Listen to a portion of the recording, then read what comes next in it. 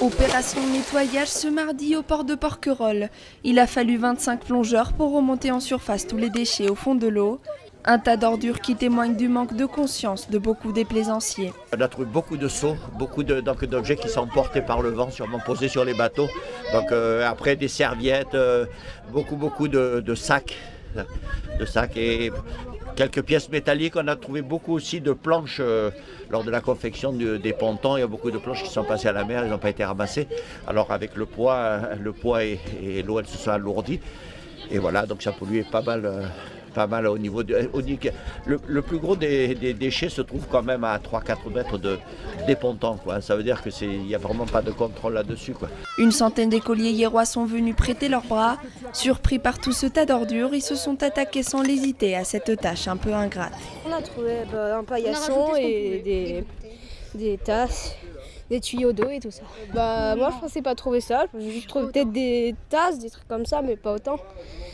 Pas des trucs aussi gros.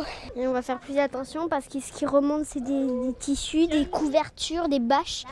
Tout à l'heure on a remonté une bâche et faut faire attention parce que si on jette au bout d'un moment elle sera toute polluée et on pourra plus aller se baigner dedans, hein, on pourra plus ramasser l'eau, on pourra plus rien faire avec. Stéphane Mifsoud, détenteur du record mondial d'apnée, a encadré l'opération. Depuis des années, il se donne une mission, montrer aux adultes de demain que la mer est une responsabilité de tous. On sort les déchets dans un cadre public avec beaucoup d'adultes autour et finalement les plaisanciers et les propriétaires de bateaux passent autour des déchets et se font un peu matraquer par ces images qu'on a derrière nous.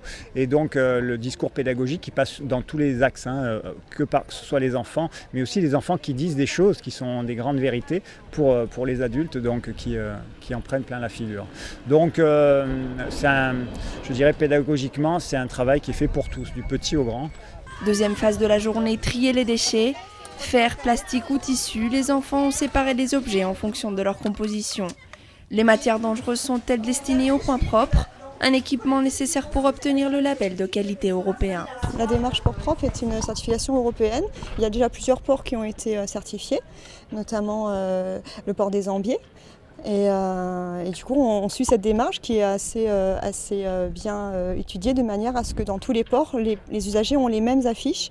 Et pour les plaisanciers qui naviguent et qui vont de port en port, ils puissent reconnaître facilement le point propre, où sont gérés les déchets, qu'est-ce qu'il faut faire en cas de pollution, qui appeler, et aussi participer à cette préservation de notre environnement. Chaque port de l'agglomération toulonnaise effectue son nettoyage une fois par an.